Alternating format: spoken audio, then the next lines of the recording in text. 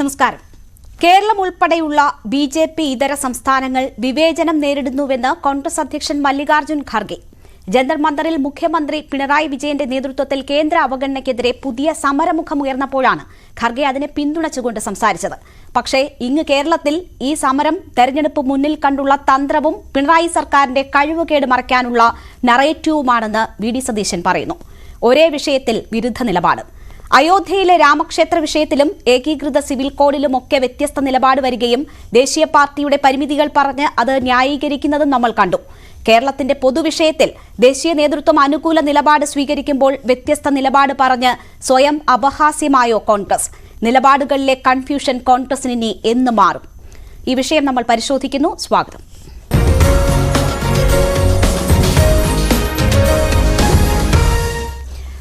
ചർച്ചയിൽ നമുക്കൊപ്പം ചേരുന്നത് ശ്രീ എൻ ശ്രീകുമാർ, കോൺഗ്രസ് നിരീക്ഷകൻ, ശ്രീ എം നൌഷാദ്, MLA CPM-നെ പ്രതിനിധീകരിച്ച്, ശ്രീ നിജേഷ് അരവിന്ദ്, കോൺഗ്രസ് പ്രതിനിധി, ശ്രീ ആനന്ദ് കൊച്ചുകുടി, മാധ്യമപ്രവർത്തകൻ എന്നിവരാണ്. ആദ്യം ശ്രീ എൻ ശ്രീകുമാർ, നമ്മൾ ആദ്യം കേട്ടത് കോൺഗ്രസ് അധ്യക്ഷൻ മല്ലികാർജ്ജുൻ ഖാർഗെ പറഞ്ഞതാണ്. ഇവിടെ പ്രതിപക്ഷ നേതാവ് പറഞ്ഞതാണ് പിന്നീട് കേട്ടത്.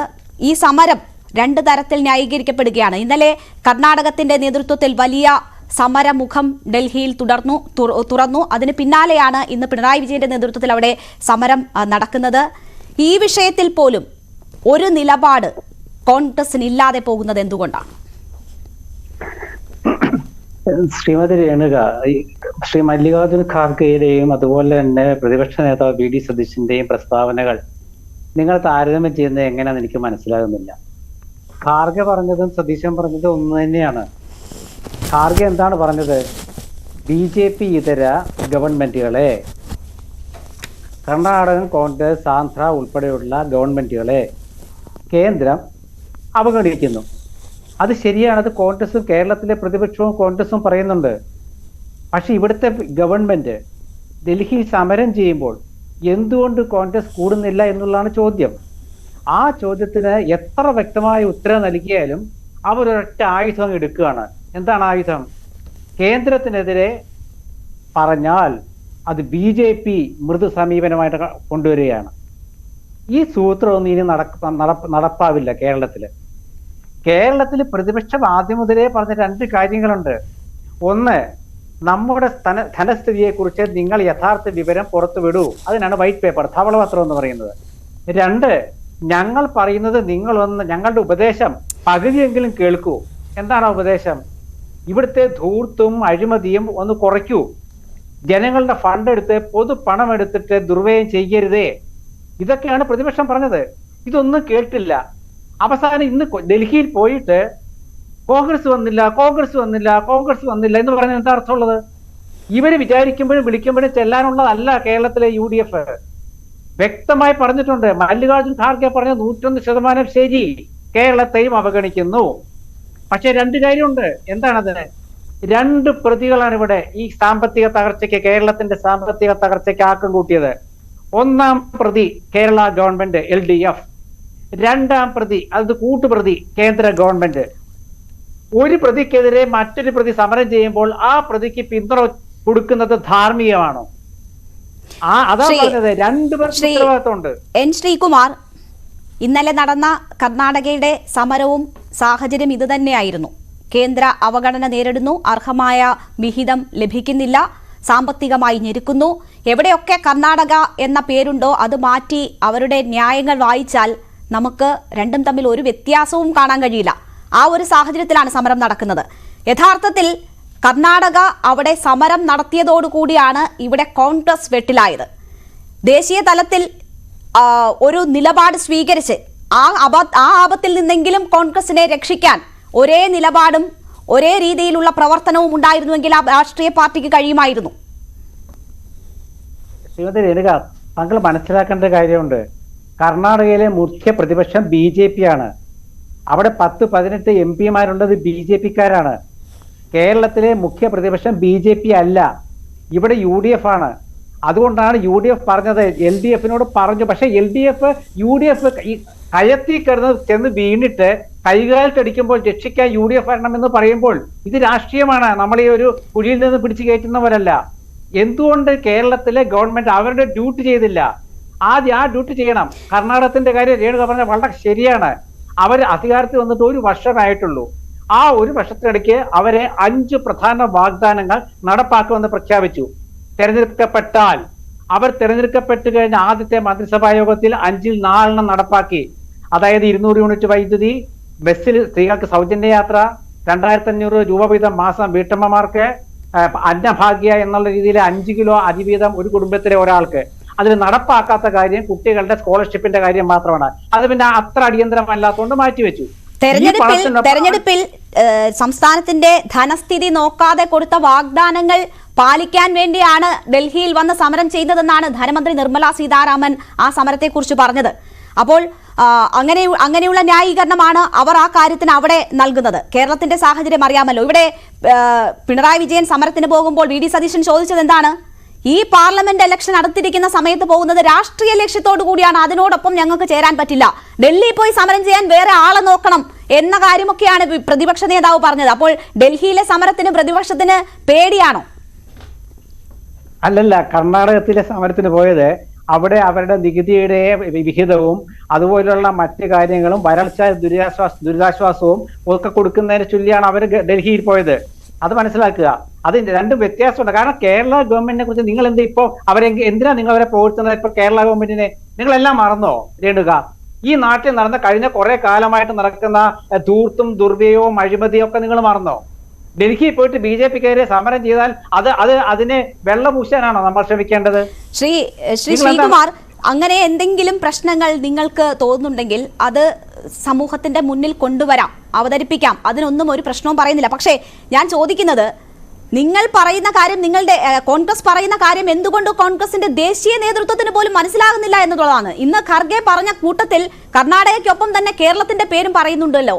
കേന്ദ്രത്തിന്റെ ഈ നിലപാടുകളുടെ മോശം ഫലം അനുഭവിക്കുന്നവരുടെ കൂട്ടത്തിൽ കർണാടകയ്ക്കൊപ്പം തന്നെ കേരളവും ഉണ്ട് എന്ന് ഖർഗെ പറയുന്നു. പക്ഷേ വി ഡി സതീശൻ അക്കാര്യം മനസ്സിലാകുന്നില്ല. അതിലുള്ള വൈരുദ്ധ്യം എന്താണെന്നെങ്കിലും താങ്കൾ പറഞ്ഞു തരൂ.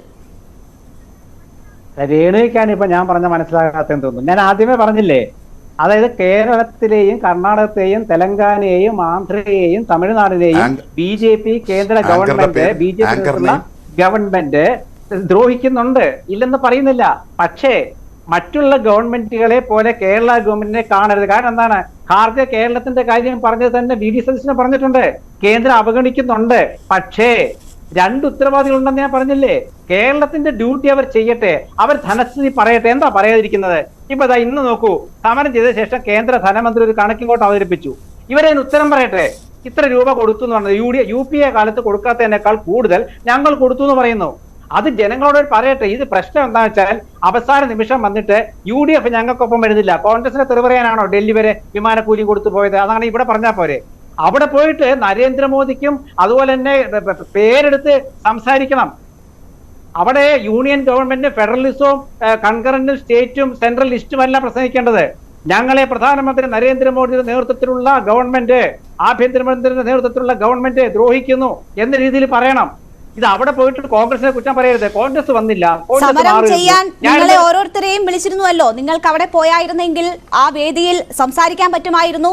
മോദി എന്ന് വിളിച്ച് തന്നെ സംസാരിക്കാമായിരുന്നു. ഇപ്പോൾ സമരം നടത്തുന്നവർ ഏത് പേര് പറയണം, എങ്ങനെ വിളിക്കണം എന്നൊക്കെ പുറത്തിരുന്ന് നിങ്ങൾക്ക് നിർദ്ദേശം നൽകുന്നു എന്നുള്ളതിന് എന്താണ് അതിനകത്തുള്ള വസ്തുത? ഞാൻ താങ്കളിലേക്ക് തിരിച്ചെത്താം. ശ്രീ M നൌഷാദ്, ഇവിടെ ഒരു വിഷയത്തിൽ മാത്രമല്ല, പല വിഷയങ്ങളിൽ കോൺഗ്രസ് സ്വീകരിക്കുന്ന നിലപാടുകൾ, അത് ദേശീയ നേതൃത്വവും സംസ്ഥാന നേതൃത്വവും സ്വീകരിക്കുന്ന നിലപാടുകളിൽ വൈരുദ്ധ്യം വരുന്നു എന്ന ഒരു സാഹചര്യത്തിലാണ് നമ്മൾ ഈ ചർച്ച നടത്തേണ്ടി വരുന്നത്. ഇന്ന് മല്ലികാർജുൻ ഖർഗെ അവിടെ ഈ സമരത്തിൽ BJP ഇതര സർക്കാരുകളെ കേന്ദ്രം വരിഞ്ഞു മുറുക്കുന്നുണ്ട്. അതിന്റെ വശങ്ങൾ നേരിടുന്ന സംസ്ഥാനങ്ങളുടെ കൂട്ടത്തിൽ കേരളമുണ്ട് എന്ന് പറയുമ്പോൾ ഇവിടെ വി ഡി സതീശൻ പറയുന്നത് പാർലമെന്റ് തെരഞ്ഞെടുപ്പ് മുന്നിൽ കണ്ടുകൊണ്ടാണ് സമരം ചെയ്യാൻ പോയിരിക്കുന്നത്. കഴിവുകേട് മറയ്ക്കാൻ എല്ലാം കേന്ദ്രത്തിന്റെ നെറുകയിൽ വെക്കുകയാണ് പിണറായി വിജയൻ സർക്കാർ എന്ന് ന്യൂസ് 18 അനുവദിച്ച പ്രത്യേക അഭിമുഖത്തിൽ വി ഡി സതീശൻ പറയുകയാണ്.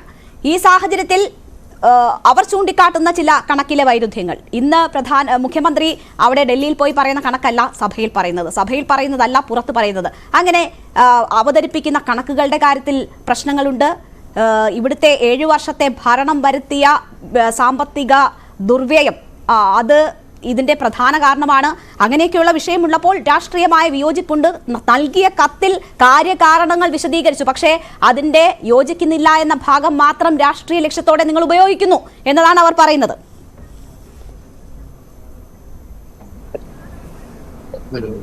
രേണുക, കേരളത്തിന്റെ സമരം ഇന്ന് കേരളത്തിന്റെ സമരമായിട്ടല്ല, അതൊരു ദേശീയ സമരമായിരുന്നു.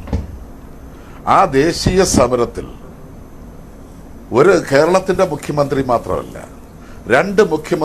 മറ്റു രണ്ട് മുഖ്യമന്ത്രിമാർ നേരിട്ട് ആ സമരത്തിന് മറ്റൊരു മുഖ്യമന്ത്രി തന്റെ അഭിപ്രായം ലൈവായി വീഡിയോ റെക്കോർഡ് ചെയ്ത് കാണിക്കുന്നു. ഒരു മുൻ മുഖ്യമന്ത്രിയും അവിടെ എത്തിച്ചേരുന്നു. മുതിർന്ന കപിൽ സിബാലിനെ പോലുള്ള മുതിർന്ന നേതാക്കന്മാർ അവിടെ എത്തുന്നു. അവിടെ ഇതിന്റെ ഇടയ്ക്ക് ശ്രീകുമാർ ഒരു വർത്തമാനം പറയുന്നത് കേട്ടു, ഞങ്ങള് സമരം ചെയ്തത് കോൺഗ്രസിനെതിരായിട്ടാണ് എന്ന്. അവിടെ പ്രസംഗിച്ച ഒരാളും കോൺഗ്രസ് എന്ന പദമേ ഉപയോഗിച്ചില്ല. എന്ത് കണ്ടിട്ടാണ്? ഇതാണ് കോൺഗ്രസിന്റെ അവസ്ഥ. ഇവിടെ വിമാനം കയറി അവിടെ പോയി കോൺഗ്രസിനെ തെരുവണം പറഞ്ഞിട്ടില്ല. അവിടെ കേന്ദ്ര ഗവൺമെന്റിന്റെ നിലപാടുകൾക്കെതിരായിട്ടാണ് ബഹുമാനപ്പെട്ട മുഖ്യമന്ത്രി ഈ ഫെഡറൽ സംവിധാനത്തെ തകർക്കുന്നതിനെ കുറിച്ച്, ഫറൂഖ് അബ്ദുള്ള സംസ്ഥാനങ്ങൾ ശക്തിപ്പെടുത്തേണ്ടതിനെ കുറിച്ച്, കെജ്രിവാൾ ഈ കേന്ദ്ര ഗവൺമെന്റ് അവർ സാമ്പത്തികമായും ഗവർണറെ ഉപയോഗിച്ചും അന്വേഷണ ഏജൻസികളെ ഉപയോഗിച്ചും പ്രതിപക്ഷ പാർട്ടികൾ ഭരിക്കുന്ന സംസ്ഥാനങ്ങളിൽ നടത്തുന്ന ഇടപെടലുകളെ കുറിച്ച് ഒക്കെ തന്നെയാണ്. അതുപോലെ തന്നെ ഇപ്പോ നമ്മുടെ പഞ്ചാബ് മുഖ്യമന്ത്രി അദ്ദേഹം പറഞ്ഞത് അവിടെ കർഷകർക്ക് ലഭിക്കാനുള്ളത് പോലും കൊടുക്കുന്നില്ല. രാജ്യത്തിനാകെ ഉള്ളത് ഉൽപ്പാദിപ്പിക്കുന്ന കർഷകരാണ് ഞങ്ങൾ, പക്ഷെ ഞങ്ങൾക്ക് തരാനുള്ളത് തരുന്നില്ല. അവിടെ ചണ്ഡീഗഡ് മേയർ തെരഞ്ഞെടുപ്പിൽ നടത്തിയ ഇടപെടലുകൾ രാജ്യം മുഴുവൻ കണ്ടു, ലോകം മുഴുവൻ കണ്ടു. പക്ഷെ ഈ സമരത്തിലും ഈ കോൺഗ്രസിനെ ഇപ്പോഴെന്നുള്ളതല്ല, വാളെടുത്തവരെല്ലാം വെളിച്ചപ്പാട് എന്നുള്ളൊരു സ്ഥിതിയാണ്. ശ്രീ ഖാർഗെ എന്തിനാണ് കേരളത്തെക്കുറിച്ച് പറഞ്ഞത്? കേരളമാണല്ലോ ആദ്യം സമരം പ്രഖ്യാപിച്ചത്. ആ നടത്തിയത് കർണാടക, പക്ഷെ പ്രഖ്യാപിച്ചത് കേരളം. തമിഴ്നാടും വരുന്നു. ഇപ്പൊ കെജ്രിവാളും പഞ്ചാബ് മുഖ്യമന്ത്രിയും ഒക്കെ തന്നെ ഇവരെല്ലാം കേന്ദ്രത്തിന്റെ നിലപാടുകൾക്കെതിരായി, ഫെഡറൽ സംവിധാനത്തിനെതിരായി വർത്തമാനം പറയുമ്പോൾ തെരഞ്ഞെടുപ്പ് വരുന്നു, അത് രാഷ്ട്രീയമാണ് എന്നുള്ളത്. അതിന്റെ ഇടയിൽ പറയുന്നത് കേട്ടു, കർണാടകയിൽ അവരാണ് BJP ആണ് MP മാരെന്ന്. അതെ, ആ സ്ഥിതി തന്നെയാണ് കേരളത്തിനും. കേരളത്തിന് UDF MP മാരാണ്. അതാണ് കേരളത്തിന്റെ പ്രശ്നം അതാണ്. ഇവിടെ രാഷ്ട്രീയമായി എന്തു ആയിക്കോട്ടെ ശ്രീകുമാറെ, നിങ്ങൾ തന്നെ പറഞ്ഞു 1-ാം പ്രതിയും 2-ാം പ്രതിയുമെന്ന്. ഞാൻ അതും അംഗീകരിക്കുന്നു, നിങ്ങളുടെ വാദം അംഗീകരിക്കുന്നു. വാദത്തിന് വേണ്ടി മാത്രം.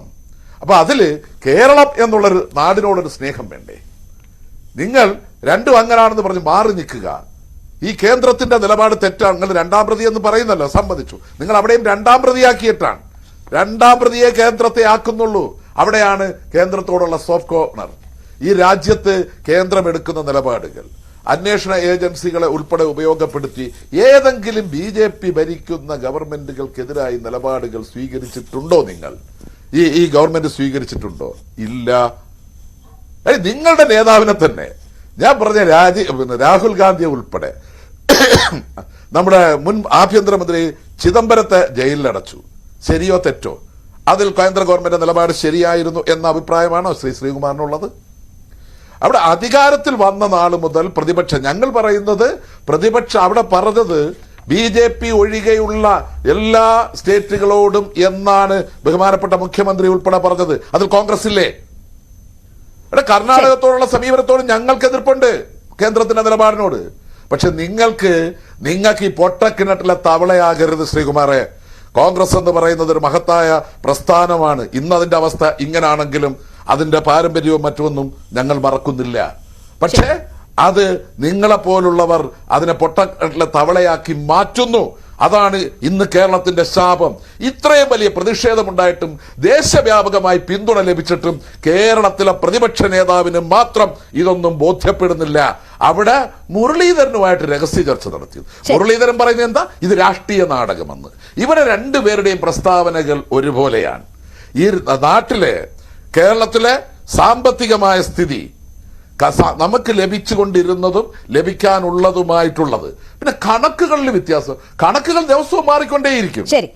എന്നിട്ട് നിർമ്മലാ സീതാരാമൻ പറഞ്ഞെന്താ, തെരഞ്ഞെടുപ്പിൽ നൽകിയ വാഗ്ദാനങ്ങൾ പാലിക്കുന്നതിന് വേണ്ടിയിട്ടാണ് പൈസ ചോദിക്കുന്നത്. ഒന്ന്. രണ്ട്, കേരളത്തിൽ വയനാട്ടിൽ വന്നു നിന്നിട്ട് നിർമ്മലാ സീതാരാമൻ ഒരു സ്റ്റേറ്റ്മെന്റ് നടത്തി. നിങ്ങൾക്കതൊന്നും ബാധകമല്ലല്ലോ. എന്തായിരുന്നു അത്? കടമെടുത്ത് പെൻഷൻ കൊടുക്കാൻ ഞങ്ങൾ അനുവദിക്കില്ല. പ്രതികരിച്ചോ? ആർക്കാണിത്? ഇപ്പൊ പെൻഷൻ കൊടുക്കുന്നതായാലും DA കൊടുക്കുന്നതായാലും ഇതെല്ലാം കേരളത്തിലെ ജനങ്ങൾക്ക് വേണ്ടിയിട്ടല്ലേ? കേരളത്തിലെ ജനങ്ങൾക്ക് വേണ്ടിയിട്ടുള്ള ഈ സമരത്തിൽ നിന്നും നിങ്ങൾ മാറി നിന്നത്, നിങ്ങൾ പ്രളയത്തിൽ ഒന്നാം ഘട്ടത്തിൽ സഹകരിച്ചിട്ട് മാറി നിന്നതുപോലെ, കോവിഡ് കാലഘട്ടത്തിൽ ഒന്നാം ഘട്ടത്തിൽ സഹകരിച്ചിട്ട് മാറി നിന്നതുപോലെ ഇത് ഈ സമരത്തിൽ നിന്നും മാറി നിന്നത് കേരളത്തിലെ ജനം കണ്ടുകൊണ്ടിരിക്കുകയാണ്. ചരിത്രപരമായ ഒന്നിച്ചു നിൽക്കണം എന്ന് തന്നെയാണ് ഇന്നത്തെ ഡൽഹി സമരത്തെ കാണുന്നത്. അങ്ങനെയാണെങ്കിൽ അത് ആ തീരുമാനം ഒരു മണ്ടത്തരമായി പോകുമോ എന്നുള്ള കാര്യമാണ് സൂചിപ്പിക്കുന്നത്. ഞാൻ താങ്കളിലേക്ക് തിരിച്ചെത്താം.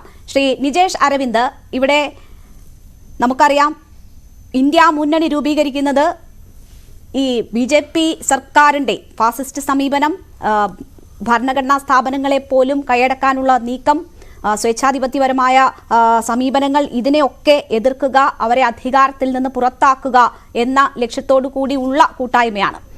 രാഹുൽ ഗാന്ധിയുടെ യാത്ര കടന്നുപോയി, അതിനിടയിൽ ചില അസ്വാരസ്യങ്ങൾ അതുമായി ബന്ധപ്പെട്ട് ഉണ്ടായി എന്നത് നമ്മൾ കണ്ടു. അതിനുശേഷം ഇപ്പോൾ ഡൽഹിയിൽ ഒരു സമരമുഖം തുറക്കുമ്പോൾ അവിടെ ഇന്ത്യ മുന്നണിയിലെ മറ്റ് കക്ഷി നേതാക്കൾ എല്ലാം ഒരുമിക്കുന്നു. കോൺഗ്രസിനെ അവിടെ കാണുന്നില്ല. കേരളത്തിൽ VD സതീശനെ പോലെയുള്ളവർ ആ സമരത്തെ പൂർണ്ണമായും തള്ളിക്കളഞ്ഞുകൊണ്ടുള്ള അഭിപ്രായങ്ങൾ പറയുന്നു. എങ്ങനെയാണ് ഇങ്ങനെ ഒരു സാഹചര്യം ഉണ്ടാകുന്നത്? എല്ലാവർക്കും യോജിക്കാൻ കഴിയുന്ന ഒരു വിഷയത്തിൽ കോൺഗ്രസ് ഈ നിലയിൽ വിഭിന്നമായ ഒരു നിലപാട് സ്വീകരിക്കുകയും അതിൽ നിന്ന് വിട്ടുനിൽക്കുകയും ചെയ്യുന്ന ഒരു സാഹചര്യം എങ്ങനെ സൃഷ്ടിച്ചു? അതിൽ പിന്നീട് ഖർഗെ നടത്തുന്ന വിശദീകരണത്തിൽ കേരളത്തെ ഉൾപ്പെടുത്തിക്കൊണ്ട് അതിനോട് അനുഭാവം പ്രകടിപ്പിച്ചുകൊണ്ട് സംസാരിക്കുന്നു. അത് സംസ്ഥാനത്തെ നേതൃത്വത്തിന് മനസ്സിലാകുന്നില്ല. ഇങ്ങനെയുള്ള വൈരുദ്ധ്യങ്ങൾ എങ്ങനെയാണ് നിങ്ങളുടെ നിലപാടിൽ വന്നുകൂടുന്നത്? കേന്ദ്രം ഭരണം തുടങ്ങിയിട്ട് 10 വർഷമായി, 9.25 കഴിഞ്ഞു. പിണറായി വിജയന്റെ ഭരണം 7 വർഷത്തോളമായി. ഈ 2 കാലഘട്ടത്തിലും എന്നാണ് ഈ പിണറായി വിജയൻ ഭരണകൂടം കേന്ദ്രത്തിനെതിരെ സമരത്തിന് പോയിട്ടുള്ളത്? നിങ്ങൾക്കൊക്കെ അറിയാവുന്നതുപോലെ കേരളത്തിലെ എല്ലാ പഞ്ചായത്തിലും ഗ്യാസിന്റെ വില 360 സമരമൊക്കെ അവിടെ നടന്നപ്പോൾ അതിനുള്ള പിന്തുണയൊക്കെ നൽകിയിട്ടുണ്ട്. ഒരു കേൾക്ക് 320 ആയ സമയത്ത് കേരളത്തിലെ മുഴുവൻ പഞ്ചായത്ത് ഓഫീസിന് മുന്നിലും ഗ്യാസും കുറ്റി വെച്ച് ഒരു ദിവസം സമരം ചെയ്തവരാണ് CPM. കേരളത്തിലെ അടുക്കളയിലെ അഗ്നി അരങ്ങത്തേക്ക് എന്ന് പറഞ്ഞ് അടുപ്പ് കൂട്ടൽ സമരം നടത്തിയ ആളുകളാണ് കേരളത്തിലെ CPM. കഴിഞ്ഞ 7 വർഷക്കാലമായിട്ട് CPM ഏത് സമരമാണ് നടത്തിയത്? കേന്ദ്രത്തിനെതിരെ നടത്തിയ സമരം, DYFI നടത്തിയ സമരം എന്ന് പറ, അല്ലെങ്കിൽ CPM നടത്തിയ സമരം, LDFന്റെ സമരം. ഈ തെരഞ്ഞെടുപ്പ് വരാൻ പോകുന്ന സമയത്ത് നടത്തുന്ന സമരത്തിന് ആത്മാർത്ഥതയില്ല. അതന്നെ ഞങ്ങൾ പറയുന്നത്. ഇനി കേരളം സമരം എപ്പോൾ നടത്തണം എന്നുള്ളത് സമരം നടത്തുന്നവരല്ലേ ശ്രീ നിജേഷ് തീരുമാനിക്കുന്നത്? അതിനെയാണ് ഞങ്ങൾ പറഞ്ഞത്. ഞങ്ങൾ എപ്പോൾ സമരത്തിന് തീരുമാനിക്കുന്നത്? ഞങ്ങൾ അന്നും ഇന്നും കേന്ദ്രത്തിന്റെ സമരത്തിൽ തന്നെയാ. ഞങ്ങൾ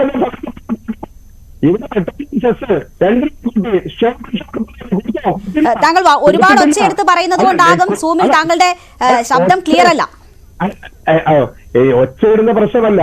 നിങ്ങള് ഒരു ദിവസം ഇവിടെ ചക്കിട്ടപ്പാറയിലെ ജോസഫ് എന്ന കർഷകൻ പെൻഷൻ കിട്ടാതെ മരണപ്പെട്ട സമയത്ത് ഇല്ലാത്ത വികാരത്തെ, ഇവിടെയുള്ള ലൈഫ് ഭവന പദ്ധതിയിൽ 14 ലക്ഷം ആളുകൾ കൊടുത്തിട്ടും 14,000 പോലും പണം കൊടുക്കാത്തപ്പോൾ ഇല്ലാത്ത വികാരത്തിനെ, കേരളത്തിലെ മുഖ്യമന്ത്രിയുടെ മകള് പണം തട്ടി അതിന്റെ കേസ് മുന്നോട്ട് പോകുന്ന സമയത്ത് കേരളത്തിൽ രാജ്യത്തിന്റെ പ്രധാനമന്ത്രി വന്നപ്പോൾ യാത്രയാക്കാനും സ്വീകരിക്കാനും വേണ്ടി ഒരുങ്ങി പുറപ്പെട്ട പിണറായി വിജയൻ പോയപ്പോൾ മിണ്ടാത്ത നിങ്ങൾക്കെതിരെ, അല്ലെങ്കിൽ ചരിത്രത്തിലാദ്യമായി മന്ത്രിസഭാ യോഗം, പ്രിയപ്പെട്ട MLA മന്ത്രിസഭാ യോഗം പോലും മാറ്റിവെച്ച് മുഖ്യമന്ത്രി പ്രധാനമന്ത്രിയെ യാത്രയാക്കാൻ പോയ കേരളത്തിൽ ഏതൊക്കെ ഘട്ടത്തിൽ എങ്ങനെയൊക്കെ സമരങ്ങൾ പ്രതിഷേധ സ്വരങ്ങൾ ഉയർന്നിട്ടുണ്ട് എന്ന് നമ്മൾ കണ്ടിട്ടുള്ളല്ലോ.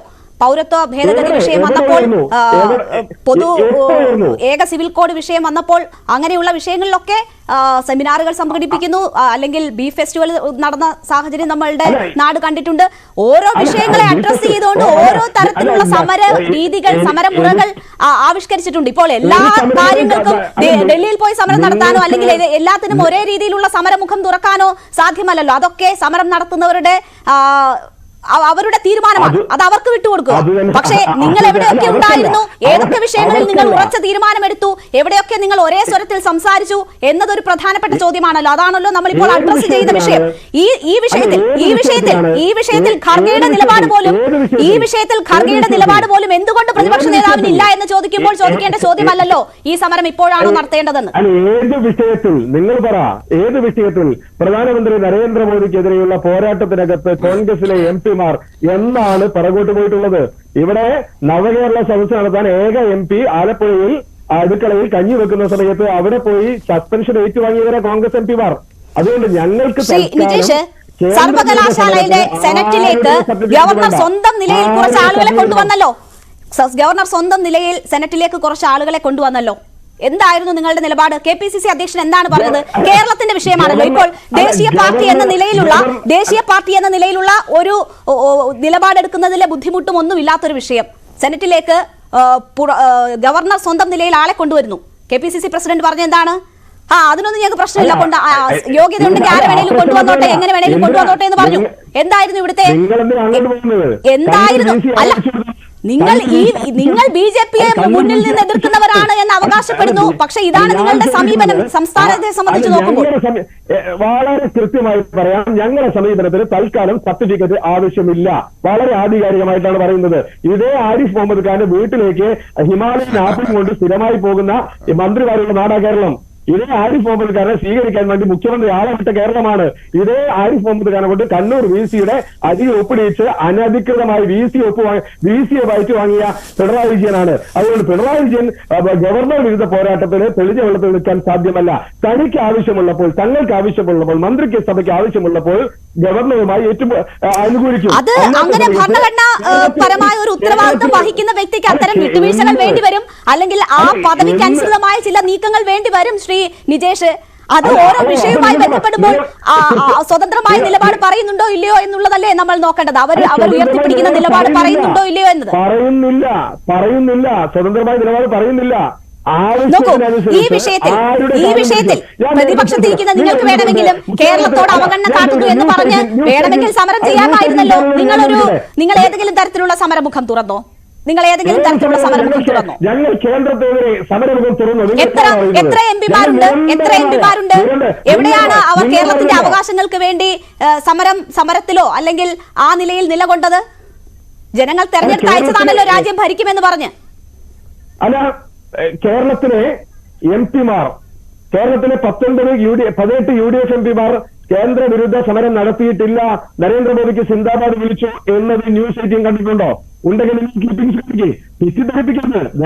അല്ലല്ല, ഞാൻ ഈ വിഷയത്തിലാണ് ചോദിച്ചത്. നിങ്ങൾ ന്യായീകരണവുമായിട്ട് ഇറങ്ങിയല്ലോ. ഏക സിവിൽ കോഡ് വിഷയം കോഴിക്കോട്ടങ്ങാടി സമരം നടത്തിയ സമയത്ത് എന്തുകൊണ്ട് തിരുവനന്തപുരത്ത് നടത്തിയ പൗരത്വ സമരകാലത്ത് ഇപ്പോഴും പൗരത്വ സമര വിഷയവുമായി ബന്ധപ്പെട്ട കേസുകൾ ഇപ്പോഴും പിണറായി വിജയൻ ഗവൺമെന്റ് പിൻവലിച്ചോ? ഞാനും ജയിലിൽ പോയതാ. ഞാൻ 4 ദിവസം പൗരത്വ സമരവുമായി ബന്ധപ്പെട്ട് പിണറായി വിജയന്റെ പോലീസ് അടച്ച ജയിലിനകത്ത് പോയതാ. എന്തുകൊണ്ട് കേന്ദ്രത്തിൽ സമരം ചെയ്തപ്പോൾ ഞങ്ങളെ കോഴിക്കോട് ജയിലിൽ 57 പേരെ പിണറായി വിജയൻ ജയിലിലടച്ചു? മന്ത്രിസഭ മാറ്റിവെച്ച് താങ്കൾ പറയുന്നത് എനിക്ക് കൃത്യമായി വ്യക്തമാകുന്നില്ല. കാരണം കുറച്ചുകൂടി കുറച്ച് സംസാരിച്ചാൽ എനിക്ക് തോന്നുന്നു സൂമിൽ കുറച്ചുകൂടി ക്ലാരിറ്റിയോടുകൂടി താങ്കളെ കേൾക്കാൻ കഴിയുമെന്ന് തോന്നുന്നു. മോദിയെ മന്ത്രിസഭാ യോഗം മാറ്റിവെച്ച് നരേന്ദ്രമോദിയെ യാത്രയാക്കാൻ വേണ്ടി കേരളത്തിന്റെ മുഖ്യമന്ത്രി പോയത് എന്തിനു വേണ്ടിയിട്ടാണ്? ഒരു മന്ത്രിയെ അയച്ചാൽ പോരായിരുന്നോ? സ്വീകരിക്കാൻ വേണ്ടി ഇതേ മുഖ്യമന്ത്രി പോയി. അങ്ങനെ 2 നേരമൊക്കെ പ്രധാനമന്ത്രിയെ വരവേൽക്കാനും യാത്രയയക്കാനും ഒക്കെ പോയ സാഹചര്യം എന്താണ്? ഈ സാഹചര്യമാണ് ഞങ്ങൾക്ക് അറിയേണ്ടത്. ഈ സാഹചര്യമാണ് നിങ്ങൾ പറയേണ്ടത്. അവിടെയാണോ? തീർന്നില്ല. അവിടെയാണ് കേന്ദ്ര ഏജൻസികൾ. നേരത്തെ നിങ്ങൾ ചോദിച്ചില്ല, ചിദംബരത്തെ MLA ചോദിച്ചില്ല, ചിദംബരത്തെ ജയിലിലടച്ചപ്പോൾ കോൺഗ്രസ് നേതാക്കൾ മാത്രമേ നരേന്ദ്രമോദിയുടെ ഈ നയത്തിന്റെ ഉള്ളിൽപ്പെട്ട് ജയിലിൽ പോയിട്ടുള്ളൂ. ഡി കെ ശിവകുമാർ ജയിലിൽ പോയിട്ടുണ്ട്, ചിദംബരം ജയിലിൽ പോയിട്ടുണ്ട്, അസംഖ്യം ആളുകൾ പോയിട്ടുണ്ട്. എന്നാൽ കേന്ദ്രത്തിന്റെ വണ്ടി വന്നു നിൽക്കാത്ത ഒരേ ഒരിടം അത് കേരളമാണ്. നരേന്ദ്രമോദി തേക്കിൻകാട് മൈതാനിയിൽ വന്ന് സ്വർണ്ണക്കടത്തുകാർ എവിടെ എന്ന് ചോദിച്ച സമയത്ത് ഡൽഹി സമരത്തിന്റെ ഭാവവും രൂപവും മാറിയിട്ടുണ്ട്. നിങ്ങൾ തന്നെ, മാധ്യമങ്ങൾ തന്നെയാ പറഞ്ഞത്. നേരത്തെ പ്രതിഷേധ സമരം ഒരു സമ്മേളനമായി മാറിയിട്ടുണ്ട്. ഇത് ഞങ്ങൾ പറയുന്നതല്ല. ആളിക്കത്തുന്ന സമരം ഉണ്ടെങ്കിൽ നേരത്തെ ആവാമായിരുന്നു. അത് നികുതി കേരളത്തിനകത്ത് പിരിച്ചുണ്ടെങ്കിൽ ഞങ്ങൾ സമ്മതിക്കുമായിരുന്നു. മാവേലി സ്റ്റോറിൽ സാധനം നോക്കാനുള്ള സംവിധാനം ചെയ്താൽ ഞങ്ങൾ നോക്കുമായിരുന്നു.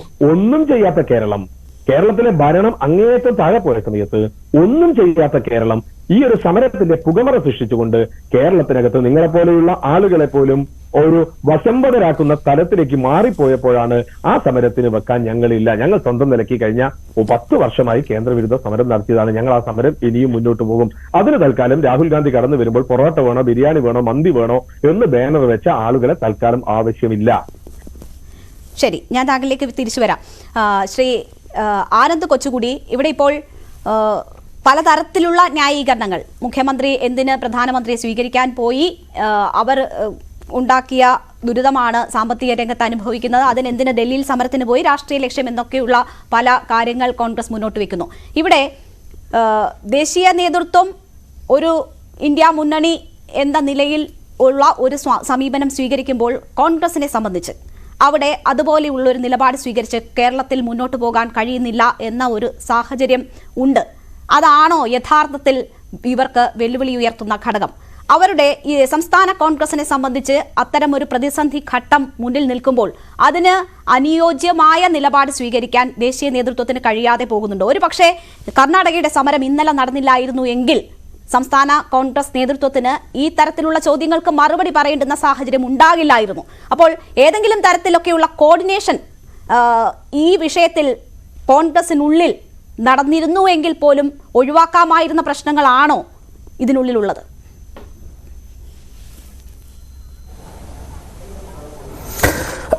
രേണുക, ഈ ഇപ്പൊ ഇവിടെ നിജേഷ് അരവിന്ദ് പറയുന്ന ആ അവസാന വാചകം, അദ്ദേഹം പറഞ്ഞത് ഇവിടെ CPM പുകമറ സൃഷ്ടിക്കുകയാണ്, നിങ്ങളെപ്പോലെയുള്ള ന്യൂസ് 18 പോലെയുള്ള ചാനൽ പോലും അത് ഏറ്റുപിടിക്കുന്നു എന്നാണ് അദ്ദേഹം പറയുന്നത്. പക്ഷേ നമ്മൾ നോക്കിയാൽ ഇവിടെ CPM കുറച്ച് കാലങ്ങളായിട്ട്, അത് ഈ നവകേരള സദസ്സിന് മുൻപേ തുടങ്ങിയതാണ്. നവകേരള സദസ്സ് എന്തിനായിരുന്നു, അല്ലെങ്കിൽ അതിൻ്റെ ഉദ്ദേശ ലക്ഷ്യങ്ങൾ എന്താണ് എന്ന ചോദ്യത്തിന് പല പല എക്സ്പ്ലനേഷൻ CPMന്റെ ഭാഗത്തു നിന്നുണ്ടായി. പിന്നീട് അവസാനമാണ് അത് ഏറെക്കുറെ അതിൻ്റെ ഒരു ലക്ഷ്യം പതുക്കെ അത് പുറത്തേക്ക് വന്നത്.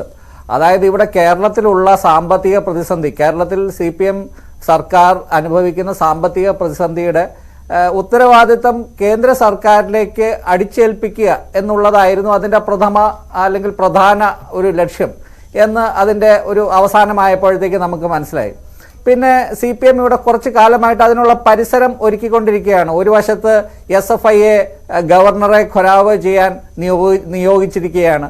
മറുവശത്ത് അവരുടെ തന്നെ മന്ത്രിമാരും അവരുടെ പാർട്ടി സംവിധാനങ്ങളും അവരുടെ എല്ലാ വിവിധ ബഹുജന സംഘടനകളെല്ലാം ഇങ്ങനെ ഒരു ന്യായീകരണത്തിലേക്ക് പതുക്കെ അല്ലെങ്കിൽ ഇങ്ങനെ ഒരു വാദത്തിലേക്ക് പതുക്കെ എത്തുകയും ഒരു കാര്യം തന്നെ പലതവണ അത് ആവർത്തിച്ചാൽ അത് സത്യമായിക്കൊള്ളും എന്ന ആ ഒരു ഗീബൽസിയൻ തന്ത്രം, അത് ഞാൻ അതിനെ അങ്ങനെ പറയുന്നത് ബഹുമാനപ്പെട്ട നൌഷാദ് MLA തെറ്റിദ്ധരിക്കരുത്. കാരണം CPMന് അങ്ങനെ ചെയ്യാനുള്ള ഒരു സംവിധാനം കേരളത്തിലുണ്ട്. അവർ ഭരണത്തിലില്ലെങ്കിൽ പോലും അവർക്ക് അങ്ങനെ ഒരു പാരലലായിട്ട് സമാന്തരമായിട്ട് അവരുടെ ട്രേഡ് യൂണിയൻ സംഘടനകൾ, അവരുടെ വിവിധ അവരുടെ പ്രതിനിധികൾ വഴി ഇപ്പോഴും അല്ലെങ്കിൽ ഭരണത്തിലുള്ളപ്പോഴും ഇല്ലാത്തപ്പോഴും ഒരു പരിധി വരെ അവർക്ക് നറേറ്റീവ് നിയന്ത്രിക്കാനുള്ള ഒരു കഴിവുണ്ട്. കോൺഗ്രസിന്റെ കാര്യത്തിലാണെങ്കിൽ നേരെ തിരിച്ചാണ്. അവർ ഭരിക്കുമ്പോൾ പോലും അവർ പലപ്പോഴും നിയോഗിക്കുന്ന നേതാക്കൾ അല്ലെങ്കിൽ ഇതുപോലെയുള്ള ഈ ഉന്നത വിദ്യാഭ്യാസ കൗൺസിൽ അല്ലെങ്കിൽ അതുപോലെയുള്ള പല സംവിധാനങ്ങളിലേക്ക് കലാമണ്ഡലം തുടങ്ങിയുള്ള പല സംവിധാനത്തിലേക്ക് അവർ നിയോഗിക്കുന്ന ആൾക്കാർ പോലും പലപ്പോഴും ഈ സംഘപരിവാറിൻ്റെയോ അല്ലെങ്കിൽ CPMന്റെ ആഭിമുഖ്യം പുലർത്തുന്ന ആൾക്കാരെയൊക്കെയാണ് അവർ പലപ്പോഴും നിയോഗിക്കുന്നത്. നമുക്ക് KS രാധാകൃഷ്ണന്റെ കാര്യം ഓർമ്മയുണ്ട്. അദ്ദേഹം വൈസ് ചാൻസലറായിട്ട് ശ്രീശങ്കര യൂണിവേഴ്സിറ്റിയിൽ അദ്ദേഹത്തെ പ്രത്യേകമായിട്ട് നിയോഗിച്ചതിന് ശേഷം അദ്ദേഹം ഇപ്പോൾ BJPയുടെ ഒരു വലിയ വക്താവായിട്ട് മാറിയിരിക്കുന്ന ഒരു കാഴ്ചയൊക്കെ ഉണ്ട്. അപ്പോൾ CPMന് അങ്ങനെ ഒരു സംവിധാനം ഇവിടെയുണ്ട്. CPM കുറച്ച് കാലമായിട്ട് അവരുടെ എല്ലാ നേതാക്കളെയും നിയോഗിച്ചിരിക്കുന്നത് കേരളത്തിലെ സാമ്പത്തിക പ്രതിസന്ധി ഇത് കേന്ദ്രം കാരണമാണ് കേരളത്തിൽ ഇങ്ങനെ ഒരു സാമ്പത്തിക പ്രതിസന്ധി ഉണ്ടായിട്ടുള്ളത് എന്ന ഒരു നറേറ്റീവ് മുൻപോട്ട് വെക്കാനാണ്. അതിന്റെ തന്നെ ഒരു തുടർച്ചയാണ് ഈ ദില്ലിയിൽ പോയി സമരം ചെയ്യുക. കാരണം ഇപ്പോഴും ഏറ്റവും അവസാനം അവർ പോലും പ്രതീക്ഷിക്കാതെ കടമെടുപ്പ് വെട്ടിച്ചുരുക്കിയത് വഴി അവർക്ക് പെൻഷൻ പോലും കൊടുക്കാതെ 6 മാസമായിട്ട് പെൻഷൻ പോലും കൊടുക്കാൻ പറ്റാത്തൊരു സാഹചര്യമുണ്ട്.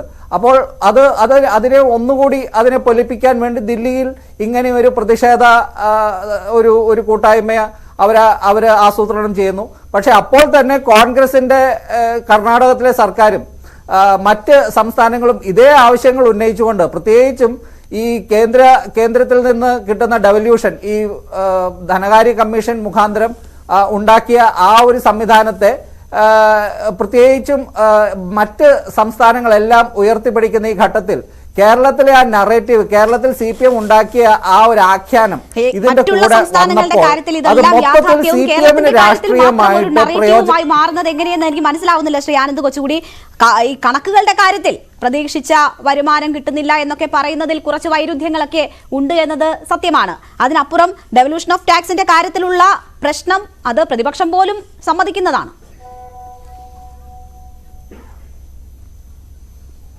അല്ല, ഡെവല്യൂഷൻ ഓഫ് ടാക്സ് അതിന്റെ ഒരു ഘടകം മാത്രമാണ്. ഈ കേരളത്തിലെ സാമ്പത്തിക പ്രതിസന്ധിയായിട്ട് ഇപ്പോൾ ഉയർത്തി കാണിക്കുന്ന കണക്ക് അതൊരു വസ്തുതാപരമായിട്ടുള്ള ഒരു കണക്കല്ലല്ലോ.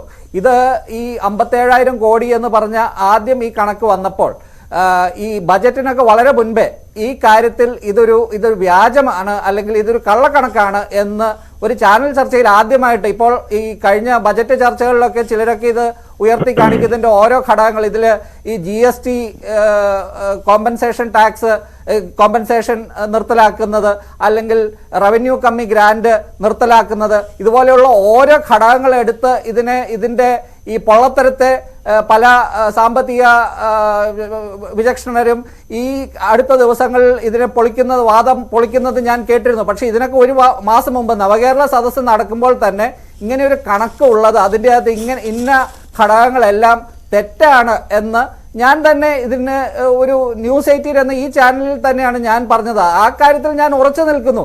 ഈ ഡെവല്യൂഷൻ എന്നുള്ളത് അതിൻ്റെ അകത്തൊരു ഘടകം മാത്രമാണ്. കേരളത്തിന് ഇപ്പോൾ 1.92 എന്ന ഒരു 2.5 നിന്ന് 1.92 കേരളത്തിന്റെ ഈ ഫൈനാൻസ് കമ്മീഷൻ വഴി കിട്ടുന്ന ഡെവല്യൂഷൻ കുറഞ്ഞിരിക്കുന്നു. പക്ഷെ CPM അത് പറയുന്ന ഒരു കണക്ക് എങ്ങനെയാണ്? അവർ പറയും 10ാം ധനകാര്യ കമ്മീഷൻ ആയിരുന്നപ്പോൾ അത് 4% ആയിരുന്നു. 10ാം ധനകാര്യ കമ്മീഷൻ എന്ന് പറയുന്നത് ഒത്തിരി വർഷങ്ങൾക്ക് മുമ്പാണ്. 10-30 ഈ ഉദാരവൽക്കരണത്തിനും ലിബറലൈസേഷനും ഒക്കെ നടക്കുന്ന ആ കാലഘട്ടത്തിലെ കാര്യം പറയുകയാണ്. അവിടം തൊട്ട് അത് കഴിഞ്ഞിട്ട് 14ാം ധനകാര്യ കമ്മീഷനിൽ ഇത്രയായിരുന്നു, 15, ഇപ്പോൾ 16. ഇപ്പൊ ഇവിടെ നിജേഷ് അരവിന്ദ് പറഞ്ഞതുപോലെ തന്നെ ഇപ്പോൾ ഈ ധനകാര്യ കമ്മീഷന്റെ ടേം ഏകദേശം തീരാനാകുന്ന ഘട്ടത്തിലേക്ക് വരുമ്പോഴാണ് റവന്യൂ കമ്മി ഗ്രാന്റ് കേരളത്തിന് കിട്ടിയത് തന്നെ കേരളത്തിന് ഇതുപോലെ ഈ ഡെവല്യൂഷൻ കുറഞ്ഞത് പോയത് കൊണ്ട് തന്നെയാണ് കേരളത്തിന് ഇങ്ങനെ 50,000 കോടിയുടെ ഒരു റവന്യൂ കമ്മി ഗ്രാന്റ് കഴിഞ്ഞ 3-4 വർഷമായിട്ട് കേരളം അനുഭവിക്കുന്നതാണ്. പക്ഷെ അതെല്ലാം കേരളം എങ്ങനെ ചിലവാക്കി, തോമസ് ഐസക് മുതൽ ഇപ്പോൾ ബാലഗോപാൽ വരെ എങ്ങനെയാണ് ആ പൈസ എല്ലാം ചിലവാക്കിയത്, കേരളത്തിന് കിട്ടിയ അധിക സമ്പത്ത് എങ്ങനെ കേരളം ചിലവാക്കി എന്നുള്ള ഒരു ചോദ്യം ചോദിക്കേണ്ട ആവശ്യമുണ്ട്. ഇവിടെ CPM പറയുന്നത് എല്ലാം അങ്ങനെ വെറുതെ ഇരുന്ന് വിഴുങ്ങാനല്ലല്ലോ നമ്മൾ മാധ്യമങ്ങൾ ഇവിടെ ഉള്ളത്. അതിന്റെ കറക്റ്റ് ആയിട്ടുള്ള കണക്ക് ഫാക്ട് ചെക്ക് ചെയ്യുക എന്നുള്ള ഒരു നിയോഗം എല്ലാവർക്കും ഉണ്ടല്ലോ, മാധ്യമങ്ങൾക്ക് ഉണ്ടല്ലോ. ആ ഒരു കാര്യം മാത്രമേ ഞാൻ പറഞ്ഞുള്ളൂ. സൃഷ്ടിക്കുക മറ്റ് സംസ്ഥാനങ്ങളെ അപേക്ഷിച്ച് സാമൂഹിക ക്ഷേമ പദ്ധതികളൊക്കെ മുന്നോട്ട് കൊണ്ടുപോകാനുള്ള ഒരു തീരുമാനം കേരളത്തിന്റെ ഭാഗത്തു നിന്നും ഉണ്ടായിട്ടുണ്ട്. നമ്മൾ തനത് വരുമാനം ഉയർത്തിയ സാഹചര്യമൊക്കെ ചർച്ച ചെയ്തു. ഇതിന്റെ കണക്കുകൾ കഴിഞ്ഞ ദിവസം ചർച്ച ചെയ്തതുകൊണ്ടാണ് ഇപ്പോൾ നമ്മൾ മറ്റൊരു ആംഗിളിൽ ചർച്ച ചെയ്യുന്നത് കൊണ്ട് കൂടിയാണ്.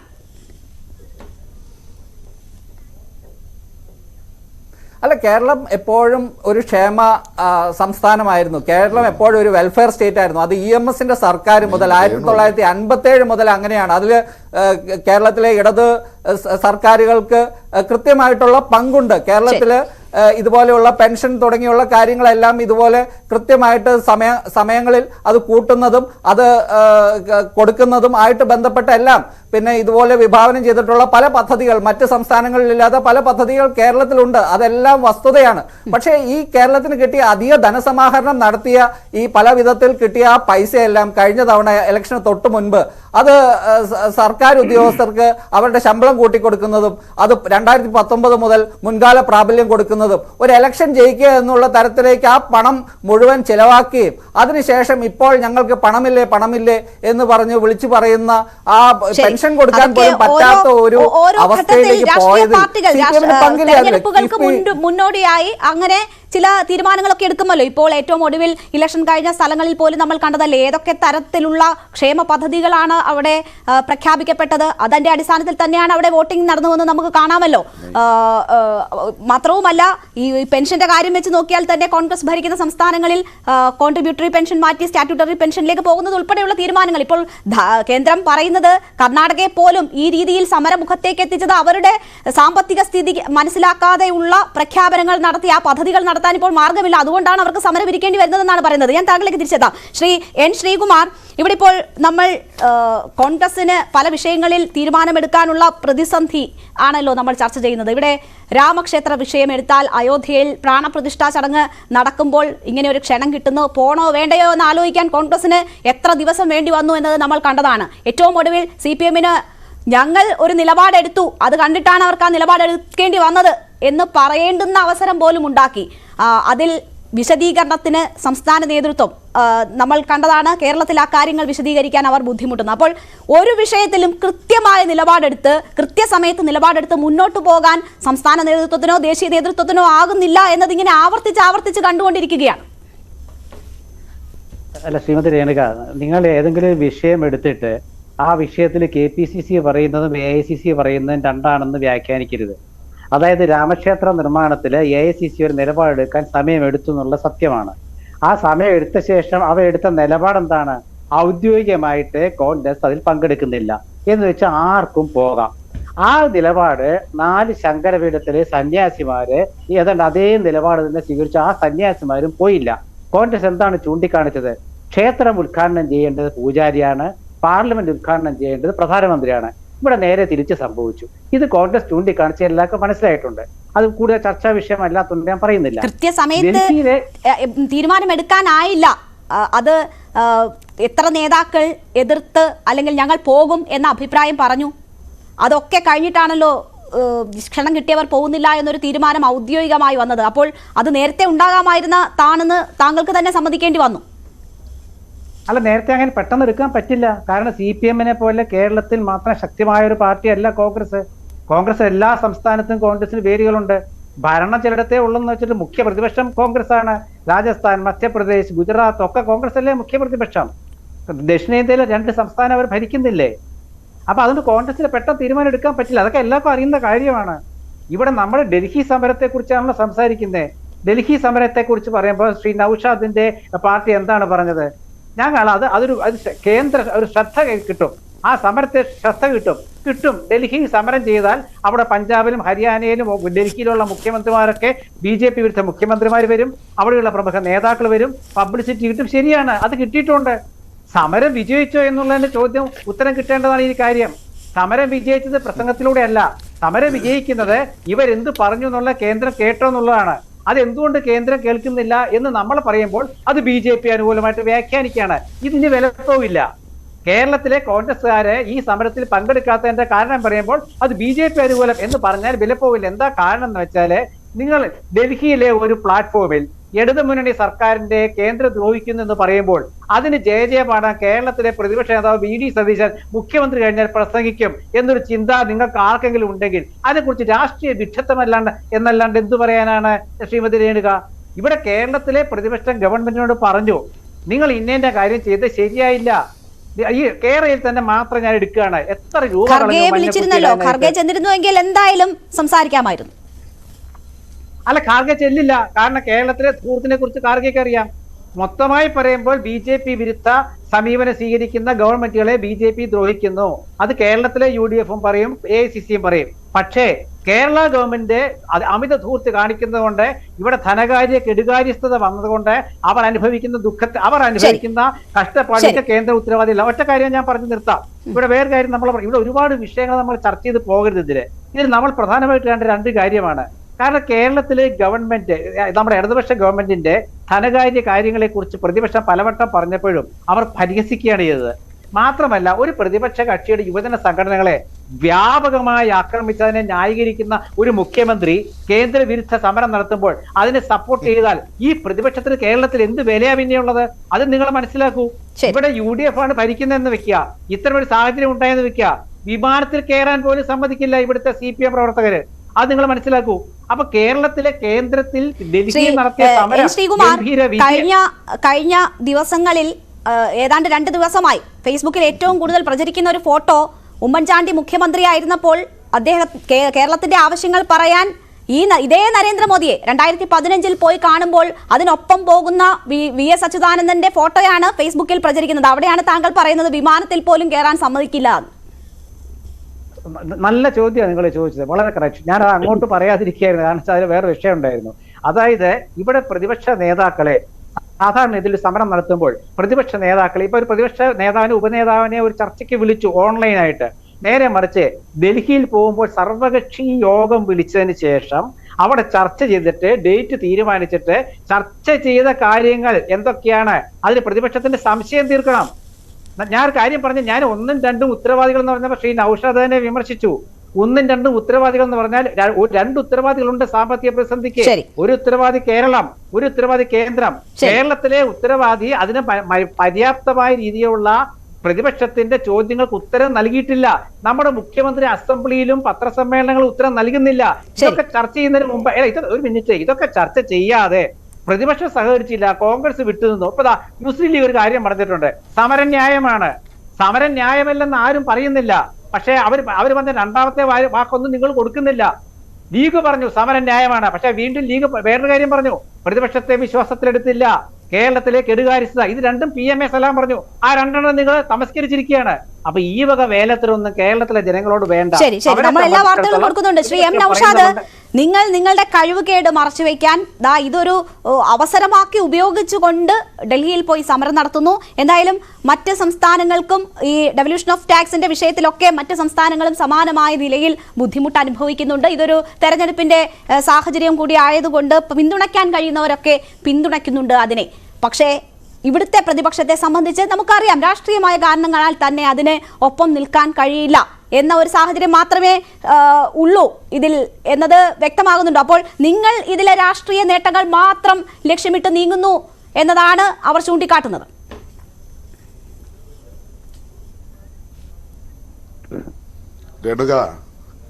തുടക്കത്തില് എനിക്ക് ചോദിച്ച ശ്രീകുമാറുണ്ട്, നികേഷ് ഉണ്ട്. നികേഷ് ആരെ അഡ്രസ് ചെയ്യുന്ന? നിജേഷ് അരവിന്ദ് കോൺഗ്രസ് പ്രതിനിധിയാണ്. നികേഷ് ഏത് കോൺഗ്രസ് പ്രതിനിധിയാണ് നിജേഷ്. ശ്രീകുമാറും കോൺഗ്രസിന്റെ പ്രതിനിധിയാണ്, കോൺഗ്രസ് നിരീക്ഷകൻ. അല്ല, ശ്രീകുമാർ പത്രപ്രവർത്തകനാണ്. ഞാൻ ഒരു പത്രപ്രവർത്തകനാണ്. ഒന്ന് കോൺഗ്രസ് നിരീക്ഷകൻ, ഒന്ന് കോൺഗ്രസ് പ്രവർത്തകൻ. കോൺഗ്രസിന്റെ വിഷയമല്ല സംസാരിക്കുന്നത്. അപ്പോൾ അവരുടെ കാര്യം പറയാൻ ആളുകളാണല്ലോ. പറയുമ്പോ അതിന് മനസ്സിൽ രണ്ടുപേരെ ഇരുത്തി, അതെ, അതിന് ഒരാളെ കൂടുതൽ ഇരുത്തി എന്നുള്ളതേ ഉള്ളൂ, കുഴപ്പമില്ല. ഒന്ന് ശ്രീ നികേഷ് പറയുന്നത് കേട്ടു, പ്രധാനമന്ത്രിയെ കാണാൻ പോയത് എന്തിനെന്ന്. ഇപ്പൊ ഇവിടെ രേണുക തന്നെ പറഞ്ഞല്ലോ, കേരളത്തിന്റെ ആവശ്യങ്ങൾക്ക് അന്ന് പ്രതിപക്ഷ നേതാവായിരുന്ന VS അച്യുതാനന്ദൻ ഉമ്മൻചാണ്ടിയോടൊപ്പം പോയാണ് പ്രധാനമന്ത്രിയെ കണ്ടത്. ഞങ്ങൾക്കത് രാഷ്ട്രീയം തോന്നിയില്ല, കേരളത്തിലാണ്. കാരണം ചുവരുണ്ടെങ്കിലേ ചിത്രം വരയ്ക്കാൻ പറ്റൂ. ആ ചുവരുണ്ടാക്കുക, ചുവര് നഷ്ടപ്പെടുത്തിയാൽ എല്ലാവർക്കും ഇല്ലാതാകും. ഈ കേരളം നിലനിൽക്കണ്ടേ? സമരം ന്യായമാണ്, ശ്രീകുമാർ പറഞ്ഞു സമരം ന്യായമാണ്, പക്ഷെ രാഷ്ട്രീയമാണെന്ന്. എന്തൊരു വ്യാഖ്യാനമാണ്. അതുപോലെ ശ്രീ നികേഷിനോട് എനിക്ക് ചോദിക്കാനുള്ളത്, എന്തിനാണ് നികേഷ് ഈ രാഹുൽ ഗാന്ധി പാർലമെന്റിൽ പ്രസംഗിച്ചിട്ട് പോയി പ്രധാനമന്ത്രിയെ കെട്ടിപ്പിടിച്ചത്? എന്തിനായിരുന്നു? ഉമ്മൻചാണ്ടി ഇവിടെ വരുമ്പോ ഉമ്മൻചാണ്ടി നരേന്ദ്രമോദി വന്നപ്പോൾ സ്വീകരിക്കാൻ പോയിട്ടുള്ളത് വെറുതെ ബാലിശമായ വെറും തരം താണ നിലവാരത്തിലേക്ക് പോകരുത്. ഔദ്യോഗിക സംവിധാനത്തിൽ ഇപ്പോ ഗവർണർ നയപ്രഖ്യാപന പ്രസംഗത്തിന് വന്നു. മുഖ്യമന്ത്രി അവിടെ പോയി കാത്തുനിന്നു, ബൊക്ക കൊടുത്ത് കൂടെ അദ്ദേഹത്തിനോടൊപ്പം നടന്നു വന്നു. തിരിച്ച് അദ്ദേഹത്തോടൊപ്പം നടന്നുപോയി യാത്രയാക്കി. എന്തിന്? ഇതൊക്കെ ഭരണഘടനാപരമായ ജനാധിപത്യപരമായ ഉത്തരവാദിത്തങ്ങളുടെ ഭാഗമാണ്. മുഖ്യമന്ത്രിയുടെ കസേരയിൽ ഇരിക്കുന്നു എന്നുള്ളത് കൊണ്ടാണ് പിണറായി വിജയന് അത് ചെയ്യുക എന്നുള്ളത്. അതാണല്ലോ നമ്മുടെ പ്രോട്ടോകോൾ. ഇതിനെയൊക്കെയാണ് നിങ്ങൾ വ്യാഖ്യാനിക്കുന്നത്. അപ്പോൾ അതിന്റെ കുറെ ക്ലിപ്പിങ്ങുകൾ വന്നു. നിങ്ങൾക്ക് ഇങ്ങനൊന്നും അല്ലാതെ വേറെ എന്താ പറയാൻ കഴിയുക? പിന്നെ സമരത്തുമായി ബന്ധപ്പെട്ടിട്ട് നിങ്ങൾ ഇപ്പൊ സ്വാഭാവികമായും ഇവിടെ ഒരാള് പറഞ്ഞു, ശ്രീ ആനന്ദ് അല്ലെ, ആനന്ദ് കൊച്ചുകുടി പറഞ്ഞു ലഭിച്ച പൈസ എങ്ങനെ വിനിയോഗിച്ചു എന്ന് ചോദിച്ചു. ഞാൻ ചോദിച്ചത് ശമ്പള പരിഷ്കരണം നടപ്പാക്കാൻ പാടില്ലായിരുന്നു, അവർക്ക് ശമ്പളം കൊടുക്കാൻ പാടില്ലായിരുന്നു എന്ന നിലപാട് ഉണ്ടെങ്കിൽ അങ്ങനെ ക്ലിയറായി പറയണം. എന്തിനാണ് ശമ്പളം കൂട്ടുന്നത് എന്ന് ചോദിക്കണം. ഞങ്ങളെ സംബന്ധിച്ചിടത്തോളം സംതൃപ്തമായ ഒരു സിവിൽ സർവീസിനെ കൊണ്ട് മാത്രമേ സംശുദ്ധമായ ഒരു ഭരണത്തിലേക്ക് ജനങ്ങൾക്ക് സർവീസ് കൊടുക്കാൻ കഴിയൂ. ജനങ്ങൾക്ക് സർക്കാർ എന്ത് തീരുമാനിച്ചാലും അത് നടപ്പിലാക്കുന്നത് ജീവനക്കാരാണ്. അവർക്ക് അസ്വസ്ഥത ഉണ്ടാകാൻ പാടില്ല. ആ നിലപാട് ഞങ്ങൾക്കുണ്ട്. പിന്നെ ശമ്പള പരിഷ്കരണം നിയമപരമായിട്ടുള്ള ഉത്തരവാദിത്വമാണ്, അത് നിർവഹിച്ചതാണ് തെറ്റ്. 2, സാമൂഹ്യ സുരക്ഷാ പെൻഷൻ. ആ സാമൂഹ്യ സുരക്ഷാ പെൻഷൻ വർദ്ധിപ്പിച്ചു കൊടുക്കുക എന്നുള്ളത് ജനങ്ങളുടെ കൈകളിലേക്ക് സാമ്പത്തികം എത്തിക്കുക എന്നുള്ളത് ഒരു പ്രധാനപ്പെട്ട, അതൊരു നമ്മുടെ എക്കോണമിയെ ശക്തിപ്പെടുത്തുന്നതിന് വേണ്ടിയിട്ടുള്ള ഒരു പ്രവർത്തനമാണ്. അത് ഞങ്ങൾ ചെയ്തു, ഇങ്ങനെ ചെയ്തു. 2, പിന്നെ ഒരു പ്രധാനപ്പെട്ട പ്രശ്നം പറഞ്ഞത് ഇപ്പൊ 10ാം ധനകാര്യ കമ്മീഷൻ, 14ാം ധനകാര്യ കമ്മീഷൻ ആയിക്കോട്ടെ. പക്ഷെ നമുക്ക് ലഭിച്ചുകൊണ്ടിരുന്നത് ഈ ധനകാര്യ കമ്മീഷന്റെ ആ നിലപാടുകൾക്ക് മാറ്റം വരണം. നമ്മളിപ്പോ എല്ലാ പഞ്ചായത്തുകളെയും ഒരുപോലെയാണോ കാണുന്നത്? അല്ലല്ലോ. വ്യത്യസ്തത വരുന്നിടത്ത് വ്യത്യസ്തതയുണ്ടാകും. പിന്നെ GST കോമ്പൻസേഷൻ ഞാൻ ചോദിക്കുന്നത്, അല്ല ഞാൻ പറഞ്ഞ നിങ്ങൾ 3 പേരും എനിക്കെതിരായിട്ടാണ് നമുക്ക് വർത്തമാനം പറഞ്ഞുകൊണ്ടിരിക്കുന്നത്. പിന്നെ രേണു ഇങ്ങനെ ശരി ശരി എന്ന് പറഞ്ഞിട്ട് ആകെ എനിക്ക് ഒറ്റ തവണ കിട്ടിയ, ഇപ്പൊ 3 തവണ കഴിഞ്ഞു. ശ്രീകുമാറിന് വീണ്ടും കിട്ടി, 4 കഴിഞ്ഞു. ഇതിന് ഞാൻ മറുപടി പറയാൻ ശരി ശരി എന്ന് പറഞ്ഞ് അങ്ങനെ പോകുന്നത് ശരിയാണ്. GST കോമ്പൻസേഷൻ ഇപ്പൊ ശ്രീ ആനന്ദം പറയുന്നത് കേട്ടു അല്ലെ, കൊച്ചുകുടി അല്ല അതെ. അപ്പൊ അല്ലെ ഞാനല്ലേ പറയേണ്ടത്. ഈ GST കോമ്പൻസേഷൻ അത് 5 വർഷത്തേക്ക് നഷ്ടപരിഹാരമുള്ളൂ എന്ന് പറഞ്ഞിരുന്നു, സത്യമാണ്. പക്ഷെ എന്താണ് കേരളത്തിലുണ്ടായത്? 17ലാണ് ഇത് നടപ്പിലാക്കുന്നത്. 5 വർഷത്തേക്ക് കോമ്പൻസേഷൻ പറഞ്ഞെന്തുകൊണ്ടാണ്? ആ സിസ്റ്റം ഒന്ന് അപ്ഡേറ്റ് ചെയ്തെടുക്കാൻ അത്രയും സമയം എടുക്കും എന്നുള്ളത് കൊണ്ട് തന്നെയാണല്ലോ 5 വർഷത്തേക്ക് കോമ്പൻസേഷൻ പറഞ്ഞത്. കേരളത്തിൽ എന്താ സംഭവിച്ചത്? 17 ഇത് നടപ്പിലാക്കുന്നു, 18 കേരളത്തിലെ മഹാപ്രളയം മറന്നു പോകരുത്. ഇന്ന് കാണുന്ന ഈ കേരളം ഈ 18 കേരളമാണോ ഈ പ്രളയം വന്ന് നശിച്ചൊരു നാടായിട്ട് ഇന്ന് കാണാൻ വേണ്ടി കഴിയുമോ? അപ്പൊ സ്വാഭാവികമായിട്ട് 18 പ്രളയം, 19 അടുത്ത പ്രളയം, 20 കൊറോണ, 21 കൊറോണ, 22 സംവിധാനം നിർത്തി. നമുക്ക് കുറച്ച് സമയം കൂടി വേണമെന്നാണ് GST കോമ്പൻസേഷൻ നമ്മൾ ആവശ്യപ്പെട്ടത്. പിന്നെ കടമെടുപ്പ് പരിധി അതും കൂടെ പറയണമല്ലോ. കടമെടുപ്പ് പരിധി, ഈ കടമെടുത്തത് കൊണ്ടാണ് ശ്രീ കമ്പാങ്കുടി നമ്മുടെ നാഷണൽ ഹൈവേ നടക്കുന്നത്. 5885 കോടി രൂപ കിഫ്ബി വഴി കടമെടുത്ത് കേന്ദ്ര ഗവൺമെന്റ് ഏൽപ്പിച്ചത് കൊണ്ടാണ് ഭൂമി ഏറ്റെടുത്തതും ഇപ്പോ കേരളത്തിന്റെ ഈ വികസന കുതിപ്പിന് കാരണമാകുന്ന നാഷണൽ ഹൈവേയുടെ പ്രവർത്തനം നടക്കുന്നതും. അത് ഞങ്ങൾ ചെയ്യരുതായിരുന്നു എന്നാണ് അധികാരത്തിൽ നിന്ന് മാറ്റി നിർത്താൻ ഒരു ദേശീയ പാർട്ടിയായ കോൺഗ്രസിന് മാത്രമേ കഴിയൂ. വയനാട്ടിൽ രാഹുൽ വന്ന് മത്സരിച്ചപ്പോൾ രാഹുൽ പ്രധാനമന്ത്രിയാകും എന്ന ചിന്തയൊക്കെ കേരള ജനതയ്ക്കുണ്ടായിരുന്നു എന്നാണ് പറയുന്നത്. നിങ്ങളെ തെരഞ്ഞെടുത്ത് അയക്കുമ്പോൾ ഇനി മറ്റൊരു തെരഞ്ഞെടുപ്പ് വന്ന് നിൽക്കുകയാണ്. കേരളത്തിന്റെ വിഷയങ്ങളിൽ പോലും ശക്തമായി കേന്ദ്രത്തോട് സംസാരിക്കാൻ നിൽക്കാത്ത, സമരമുഖത്ത് പോലും അണിനിരക്കാത്ത നിങ്ങളെ അതേ രീതിയിൽ വിശ്വസിക്കുമെന്ന് പ്രതീക്ഷിക്കുന്നുണ്ടോ? അല്ല, ഈ സമരമുഖം എന്ന് പറയുന്ന സമയത്ത് കേരളത്തിലെ തെരുവോരങ്ങളിൽ കഴിഞ്ഞ എത്രയോ കാലമായി ചെയ്തുകൊണ്ടിരിക്കുന്ന സമരം കൂടി രേണുക അതിൽ പെടുത്തണം. ഇത് ആദ്യം ചെയ്തൊരു സമരം, ആദ്യവും അവസാനവും ചെയ്ത സമരം, 99 മണിക്കൂറിൽ ചെയ്ത സമരം, അതുമാത്രമാണ് സമരം എന്ന് പറയരുത്. പ്രിയപ്പെട്ട നൗഷാദ് എം.എൽ.എ, ഒന്ന് കർണാടകയിൽ പോയാൽ അവിടെ ബോർഡുണ്ട്, പെട്രോളിന് 11 രൂപ കുറവാണ്. മാഹിയിലുണ്ട്, പെട്രോളിന് 12 രൂപ കുറവാണ്. തമിഴ്നാട്ടിലുണ്ട്, പെട്രോളിന് 10 രൂപ കുറവാണ്. ഈ പൈസ മുഴുവൻ വാങ്ങുന്നത് കേരള സർക്കാരാണ്. അത് എവിടെ ചെലവഴിക്കുന്നു? ഞങ്ങൾ ചോദിക്കുന്നു, എവിടെ ചെലവഴിക്കുന്നു? എവിടെ പോയി നമ്മൾ അടുപ്പ് കൂട്ടൽ സമരം? 1150 രൂപ ഗ്യാസിനായ സമയത്ത് എന്നാണ് സമരം ചെയ്തത്? ഡിവൈഎഫ്ഐ മനുഷ്യച്ചങ്ങല കിട്ടി. എന്താ മുദ്രാവാക്യം? റെയിൽവേയിലെ നിയമന നിരോധനത്തിനെതിരെ. ഇന്നാണ് ബോധം വന്നത് റെയിൽവേയിൽ നിയമന നിരോധനമുണ്ട് എന്ന്? കഴിഞ്ഞ 10 വർഷക്കാലമായിട്ട് ഡിവൈഎഫ്ഐ ഒരു സമരം ചെയ്തോ? ഞാൻ ചോദിച്ചത് മുഖ്യമന്ത്രി പോയതിനല്ല ബഹുമാനപ്പെട്ട MLA നൗഷാദ്, നിങ്ങൾ അതിന് ചെയ്തില്ലല്ലോ. നിങ്ങൾ അതിന് സമരം ചെയ്തോ? നിങ്ങൾ അതുപോലെ ചെയ്തില്ലല്ലോ. നിങ്ങളല്ലേ വലിയ പാർട്ടി. ഞങ്ങളത് കുഞ്ഞ പാർട്ടിയല്ലേ? ഞങ്ങളത് കുഞ്ഞ പാർട്ടിയല്ലേ? നിങ്ങളല്ലേ രാജ്യം ഭരിക്കുന്ന, രാജ്യത്തെ ഏറ്റവും വലിയ പ്രതിപക്ഷം നിങ്ങളല്ലേ? അപ്പൊ നിങ്ങളല്ലേ അതിന്റെ ചാമ്പ്യനായി വരേണ്ടത്. ചെയ്തോ?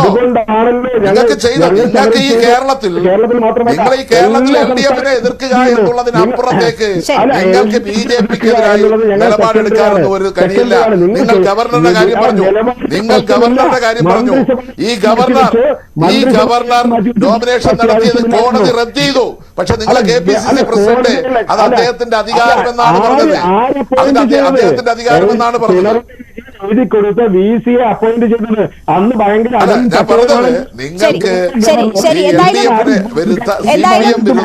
തെരഞ്ഞെടുപ്പിന് ഇനിയും സമയമുണ്ട്.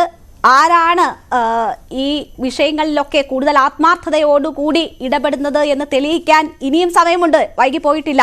ഇനിയും അഭിപ്രായ ഭിന്നതകളും രാഷ്ട്രീയ നേട്ടങ്ങളും മാത്രം ലക്ഷ്യമിട്ടാണോ നീക്കം എന്നത് ജനങ്ങൾ എന്തായാലും വീക്ഷിച്ചുകൊണ്ട് തന്നെ ഇരിക്കും. ആ ഓർമ്മ എല്ലാ രാഷ്ട്രീയ പാർട്ടികളെ സംബന്ധിച്ചും ഉണ്ടാകണം. വളരെ നന്ദി ചർച്ചയിൽ പങ്കെടുത്ത എല്ലാ അതിഥികൾക്കും. അന്ത്യചർച്ച ഇന്നിവിടെ പൂർണ്ണമാവുകയാണ്. മറ്റൊരു വിഷയവുമായി ഇനി നാളെ കാണാം. നമസ്കാരം.